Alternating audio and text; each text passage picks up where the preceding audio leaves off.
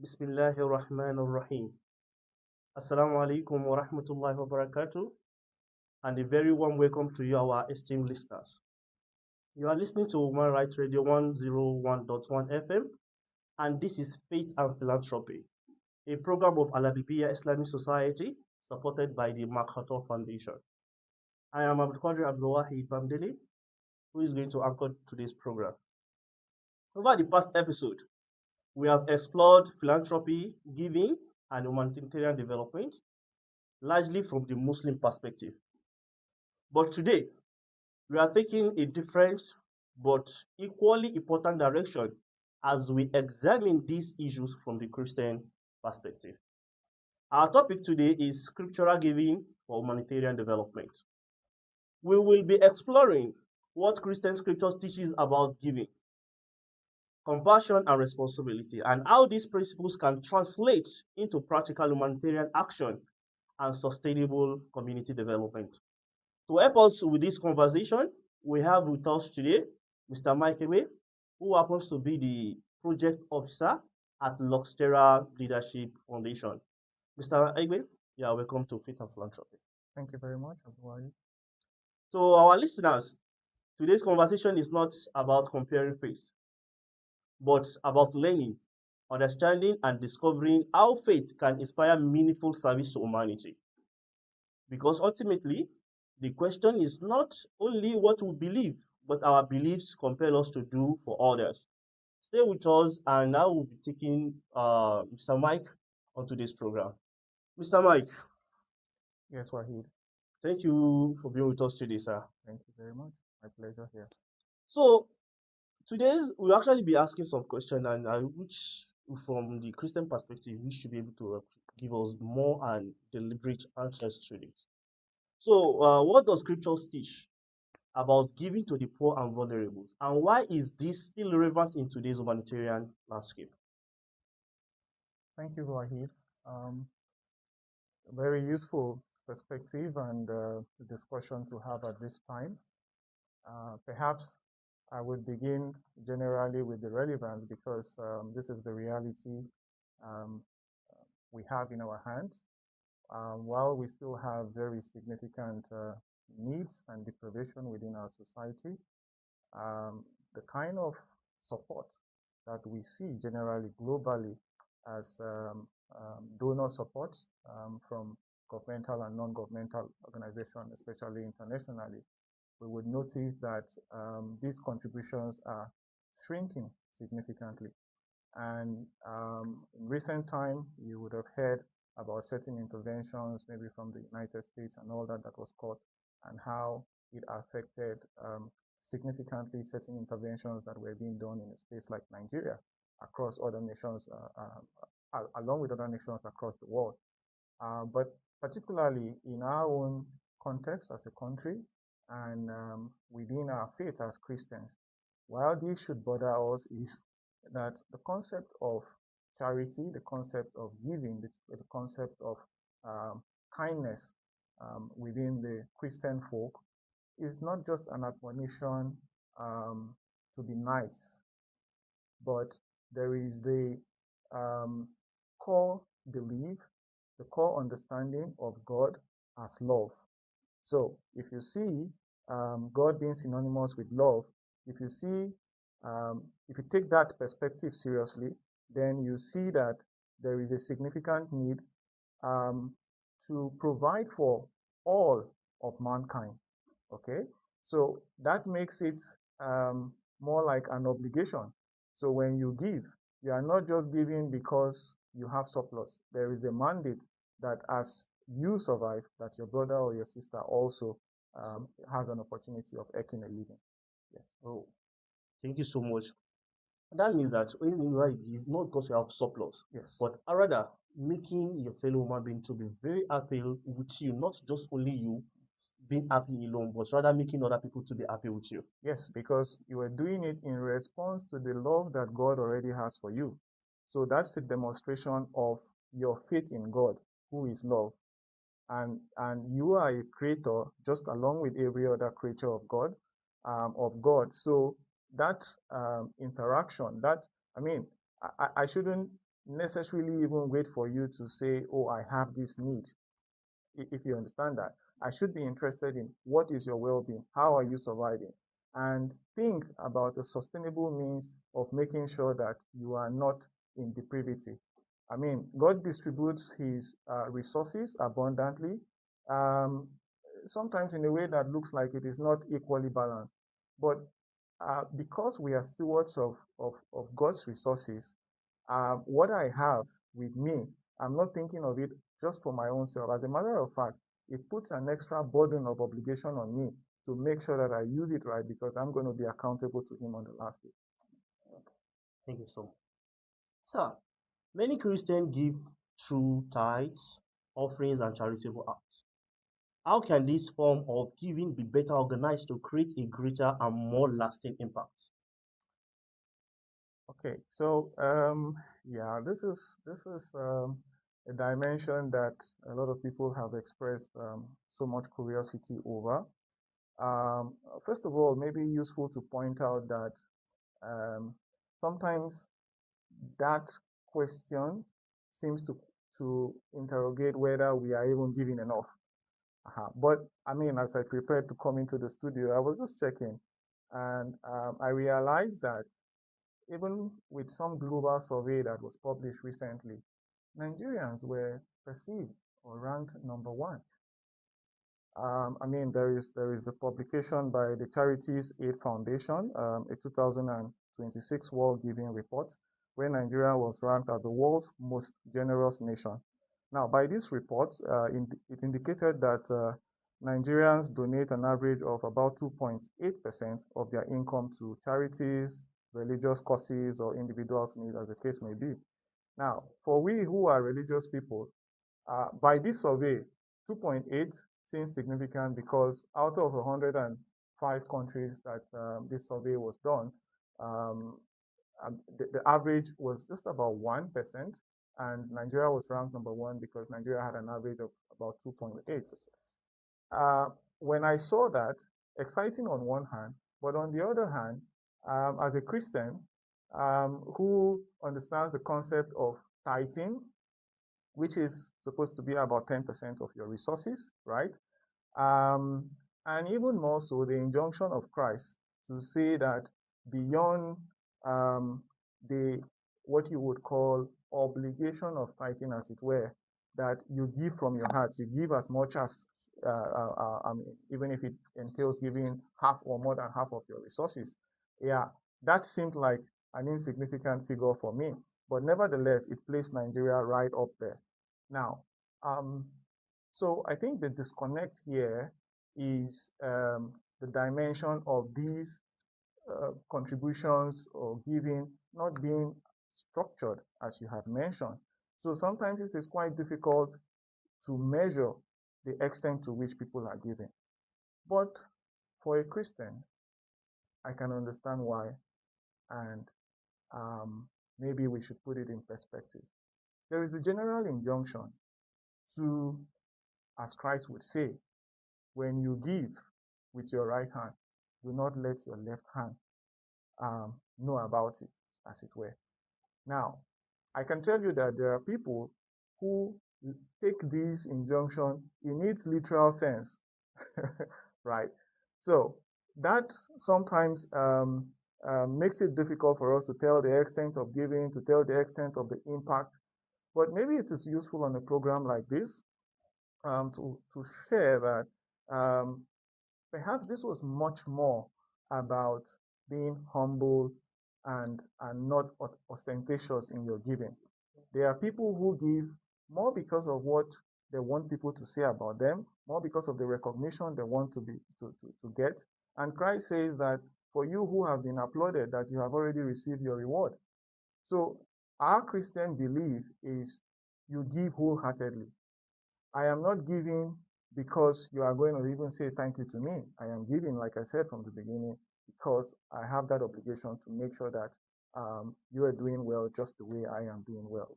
So I think that's part of the challenge that we have. But with increasing awareness, I think we can do better.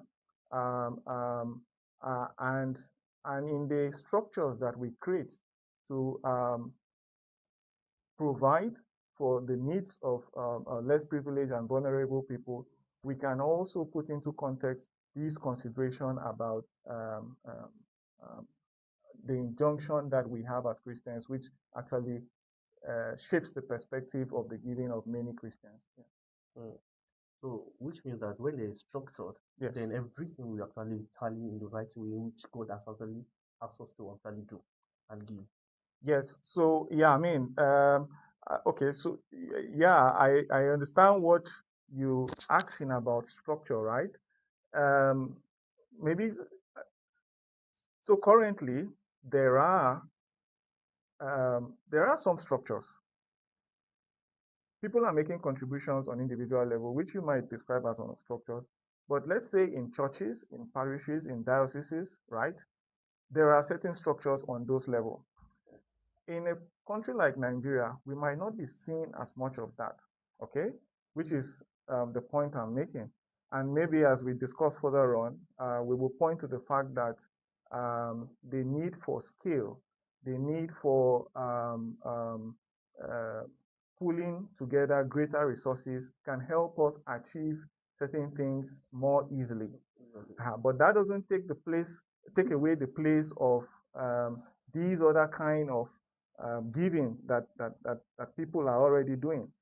So the kind of structure that I would encourage and recommend even more significantly is for me as an individual, if I believe everything I have actually belongs to God, and my daily worship of God is in demonstration of how I use my time and how I use every other material resources. If I just leave it to chance, I might actually claim that I'm worshiping God, right?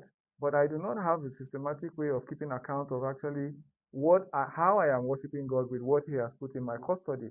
So, if it is an income, if it is a resource, if it is my time, how do I keep track of it? How do I make it regular? Weekly, monthly, yearly, as the case may be. So, those are some of the structures that are also relevant beyond what we might discuss later on about what might look like governance structures and establishment. Yeah. Yeah. Moving on, what role do you think church and faith-based organizations play in addressing community challenges such as poverty, hunger, education, and healthcare? Okay, so um, to start with, the church and religious organizations perhaps have the widest reach. So I would think that the role of being present within the communities and within the believers of that faith is a significant one.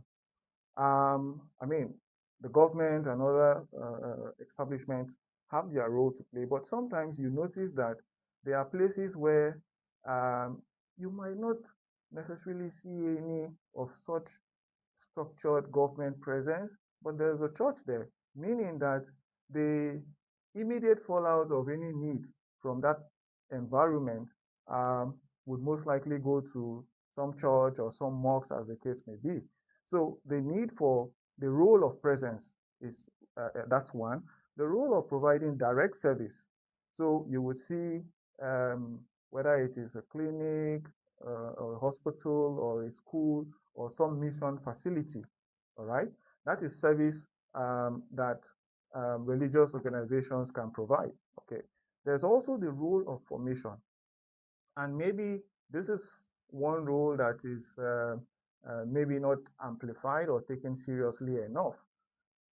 Religious organizations have that burden and responsibility to form its members in character, okay, in integrity.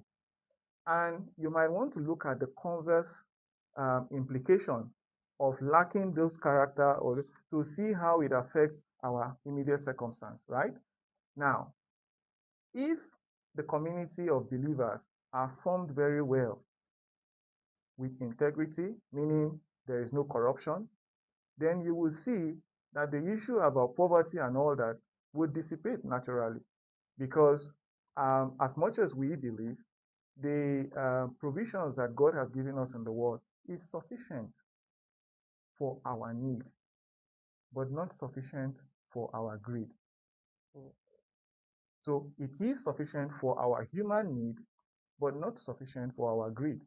So by our teaching as believers, if we take stewardship as Christ has taught us, which we believe we would get through the structures of the church, then we won't have as much depravity in our society. And maybe the last one I should mention is the role of the church or the Christian folk as a prophetic voice. So while we are providing service, while we are being present, um, being a prophetic voice also means that we can be objectively critical as to what the state and government infrastructures are supposed to provide, because these two are supposed to be complementary. We are doing our own obligations as adherents of the faith, but the government also has its own responsibility that it is supposed to fulfill. So that dimension of being a prophetic voice and highlighting what needs to be done where there are vacuums and all of that is also a significant role that the church is supposed to play. Thank you. Our esteemed listeners, thank you for listening to Faith and Philanthropy program on Human Rights Radio 101.1 FM. As we actually be talking today, we are actually dealing with a topic, scriptural giving for humanitarian development. As I mentioned earlier, we have had several conversations examining giving and philanthropy from the Muslim perspective. And today we are deliberately brought into that conversation by listening to the Christian perspective, because humanitarian responsibility is a conversation that should bring people together.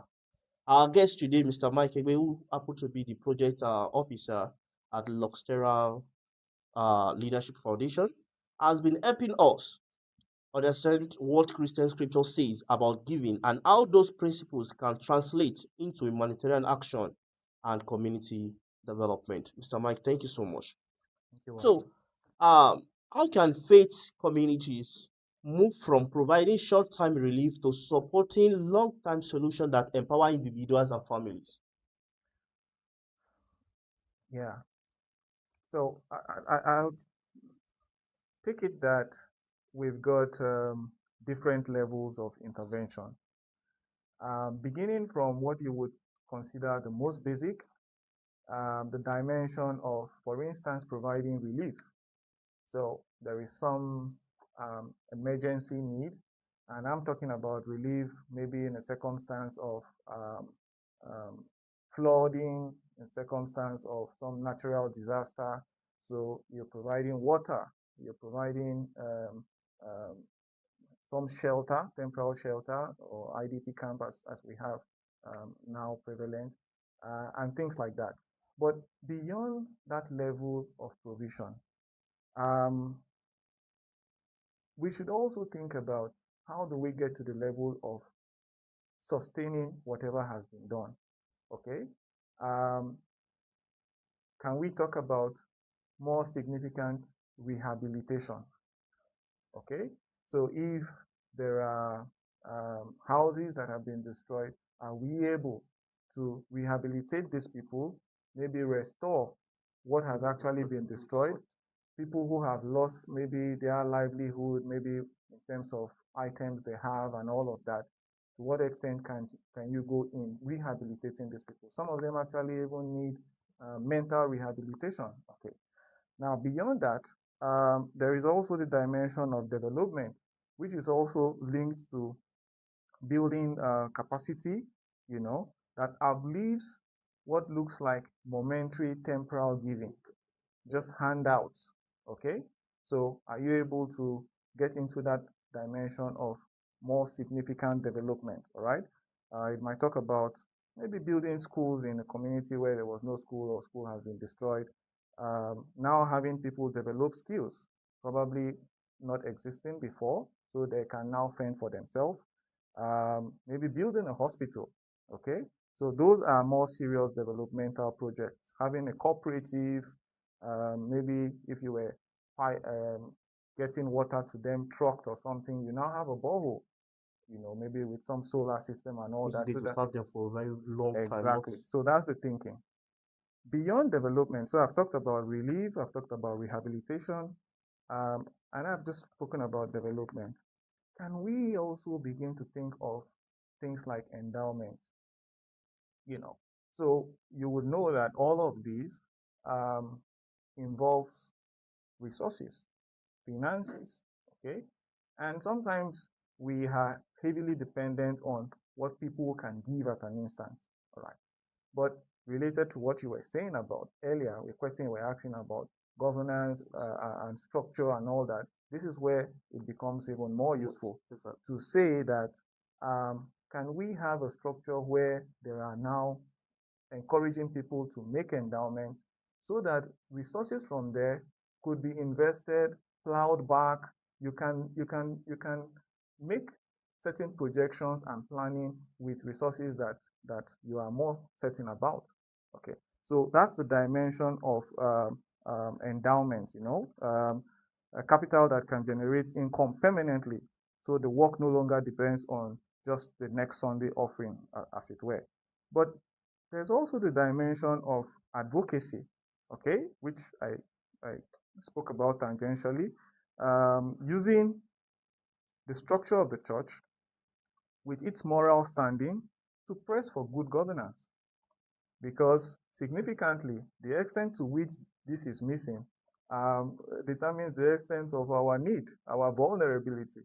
So, which is why, even in the work that we do at Luxterra, there is a significant dimension about encouraging people to take their civic responsibility seriously, which is one area that some Christians are probably not taking serious enough. So there is relief, rehabilitation, development, endowment, and advocacy. So I think I keep it at that. Thank you so much. With that, I think there is going to be a kind of long-time relief for the funeral ones. Yeah. Moving trust is essential in charitable giving. Yeah. How can churches and humanitarian organizations promote transparency and accountability in the management of donation and resources? Yeah. So it's clear that when people give and they can see or they get to understand how their giving is leading to certain impact, then they are encouraged to give more. Now, for a Christian, that is not necessarily supposed to be your own yardstick for giving. That is to be understood. But nevertheless, while as a Christian, I have the responsibility of, I would say, building treasures for myself, going to heaven. I also have the responsibility of not going to heaven alone, of carrying you as my brother alone. And part of that is to also teach and help you in knowing that giving is your own way, or your way of also putting treasures in heaven, if you get the point. So, churches and religious organizations by these should take more seriously the dimension of, I would say, encouraging people by the kind of structures that they keep, how the resources are being managed, and how regular information is being circulated. Okay, I had mentioned that there is that dimension of maybe media and publicizing some of these things that Christians are sometimes um, um, they struggle with it and they try to shy away from it. But I think we are putting everything in perspective to say um, this isn't focused on just blowing one's trumpet. You are doing it because there is a specific need, there's a specific justification for making sure that we all live together with all of our needs taken care of. So if these organizations um, provide more information as to needs and how the resources that are being pulled together are being used, I believe that it would encourage and it would help accountability more seriously. And then, in all fairness, there are some churches, perhaps inspired by a few persons who or one or two persons who began it. There is no structure, like you mentioned, in terms of how are resources coming in and how is it going out. Now, when you have that kind of situation, there's a tendency of people feeling left out, people maybe being suspicious of exactly what is happening. So, I mean, sometimes the individual in question is actually putting all that he or she has. But because that information isn't out there, then people are reluctant to even give more. So if a structure is created where there is, I mean, some separation in how accounting and auditing trails happen and all that, then people trust the system a lot more. And of course, sometimes we talk about accountability and we look at just um, maybe the leadership, okay? But we should also consider beneficiaries of these charity or these philanthropy that religious organizations do. And by that, I mean, how are the beneficiaries made to be accountable for what they receive? It shouldn't just be handouts and not bothered, leave you to yourself. But for instance, if I think as much as saying you should develop a skill and be able to fend for yourself, I should be also be interested in how are you faring with that training? Are there any challenges you are having? Should be kind of follow up. Exactly. So that kind of accountability is also necessary. Yeah. Yeah. Although I believe that when there is transparency and accountability, people will actually have the passion to give more. Correct. And lastly, what practical steps can Christians and churches take to encourage a culture of structured giving, responsible stewardship, and collective action for the common Yep. So, yeah, I think there are different levels to that. Um, so, on an individual level, you would see that um, I mean, you would say, like I mentioned earlier, um, talking about having a system where you can automatically, without much thinking, give. We talked about the churches also publishing what they give, having policies, that can encourage members to know the rules. When I already know that maybe I'm funding or the resources I'm providing is going into a particular pool and all of that, I'm likely to give some more.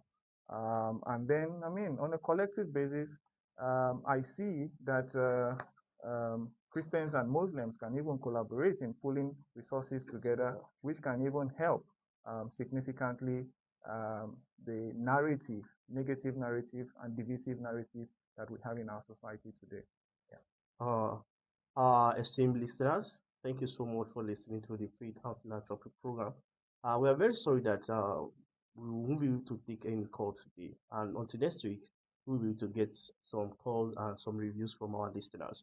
As we come to the end of today's edition of Faith and Philanthropy on Human Rights Radio 101.1 FM, we all believe that we can actually agree on one important thing: giving is more than transferring resources. It is about compassion, responsibility, dignity, and the willingness to make life better for others. Today, we have viewed philanthropy through the Christian perspective, exploring scriptural giving for humanitarian development. A very sincere thank you to our guest, Mr. Mike Ebe, Project Officer at Luxterra Leadership Foundation, for sharing his knowledge and perspective with us. And to you, our listeners, thank you for staying with us and being part of this important conversation. This program is Faith and Philanthropy, brought to you by AL-HABIBIYYAH Life Society, supported by the Makoto Foundation. I am Abdulkadir Abdul Wahid, and today is going to mark the end of this today's program. We ask Allah subhanahu wa ta'ala to continue to be with our guest. And to the Imam Fuad Adeyemi, who happens to be the National Chief Imam and the Executive Director of Al-Habibiyah Islam Society, our swinging and coming, may Allah subhanahu wa ta'ala continue to be with him. And to our ordinary president, may Allah continue to be with him, may Allah continue to support him. Thank you, our listeners, and bye bye till next week.